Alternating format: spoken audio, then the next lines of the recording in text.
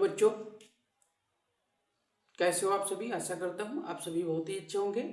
आज आपके बीच में एक ऐसा चैप्टर लेकर आया हूँ जो कोशिका से संबंधित है। हमने पिछले वीडियो में कोशिका को कंप्लीट कर लिया है। यदि आपने वीडियो नहीं देखा है तो देख लीजिएगा, हम डिस्क्रिप्शन में भी लिंक डाल देंगे और हर एक वीडियो में पिछले वीडियो का लिंक पड़ा हुआ है। ठीक है, तो आज हम देखने वाले हैं कोशिका विभाजन, क्योंकि आपको पता है कि कोशिका हमारे जीवन की आधारभूत इकाई है, चाहे वो संरचनात्मक हो चाहे वो क्रियात्मक हो।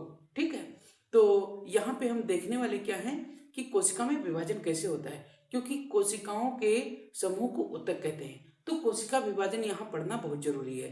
ठीक है, तो कोशिका विभाजन देख लेंगे, इसके बाद में हम आएंगे ऊतक पे। ठीक है, तो आइए देखते हैं कोशिका विभाजन है क्या। तो बच्चों, जीवों में वृद्धि, विकास और घावों के भरने की क्रिया तथा नए जीवों को जन्म देना कोशिका विभाजन का कार्य है।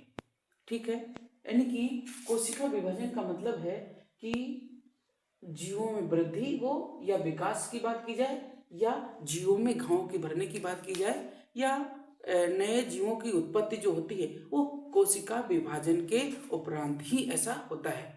ठीक है, समझ गए कोशिका विभाजन की आवश्यकता क्यों पड़ती है। तो खूब अच्छे से समझ गए, जीवों का विकास हो, चाहे वो घाव भरना हो या फिर नई कोशिकाओं का निर्माण हो या नए जीवों का निर्माण हो, ये सब कोशिका विभाजन ही इसके लिए जिम्मेदार होता है।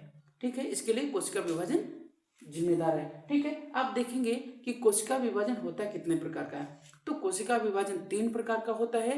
नंबर 1 समसूत्री विभाजन, नंबर 2 अर्धसूत्री विभाजन और नंबर 3 आपका है असूत्री विभाजन। बच्चों, असूत्री विभाजन क्या है? ये सिर्फ एक कोशिकीय जीवों में पाया जाता है। जब एक कोशिका ही अपना एक भाग अलग कर देती है और उससे नए जीव का निर्माण हो जाता है, तो ये अकोशिकीय विभाजन कहलाता है। एक कोशिकीय जीवों में क्या होता है कि एक ही कोशिका क्या होता है, अपने से छोटा सा टुकड़ा अलग हो जाता है और कंप्लीट सेल का निर्माण करता है। उसी से अपना पोषण हो, चाहे उसी से पाचन हो, चाहे उसी से गमन हो, एक ही कोशिका अपना सारा जो जीवन चक्र है कंप्लीट कर लेती है। ठीक है बच्चों, तो असूत्री विभाजन समझ में आ गया होगा। ये सिर्फ एक कोशिकीय जीवों में पाया जाता है। ठीक है, एक ही कोशिका द्वारा सभी जीवन के कार्य होते हैं। अब बात करें अगर समसूत्री विभाजन की, तो समसूत्री विभाजन क्या होता है बच्चों? क्योंकि इसमें सोमेटिक सेल का निर्माण होता है।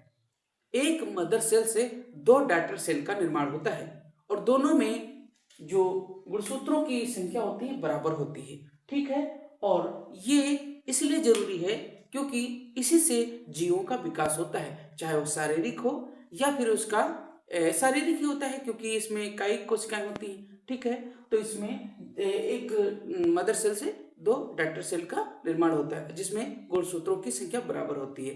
ठीक है बच्चों, तो ये कुछ था बेसिक वीडियो। अब हम अगला देखेंगे।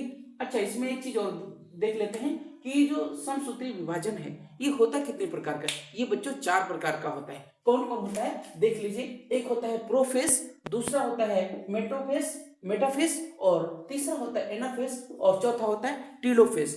तो ये जो अवस्थाएं हैं ये आपके लिए बहुत जरूरी होती हैं। यहाँ पे एक बात और सुन लीजिए, जब कोशिका विभाजन की तैयारी करती है तो इसको इंटरफेस कहा जाता है। ये कई बार पूछा जाता है कि इंटरफेस की अवस्था है और फिर ऑप्शन दे दिए जाते हैं, तो ये जानना बहुत जरूरी है। ठीक है, अब हम देखेंगे कि समसूत्री विभाजन में जो हमने 4 प्रकार पढ़े हैं कि मेटाफेस, टीलोफेस, एनाफेस और एक आपका क्या बचा प्रोफेस। ये जो 4 अवस्थाएं हैं इनको अगले वाले वीडियो में एक एक करके देख लेंगे। तो हमने आज देख लिया असूत्री विभाजन को, तो देख ही लिया है, कुछ बचा ही नहीं। अब देखेंगे अगले वीडियो में समसूत्री विभाजन के प्रकार और अर्धसूत्री विभाजन के प्रकार। अर्धसूत्री में क्या होता है कि एक मदर सेल से 2 डॉटर सेल बनती हैं और दोनों में गुणसूत्रों की संख्या आधी आधी होती है। ठीक है, तो ये देखेंगे नेक्स्ट वीडियो में। तब तक के लिए जय हिंद।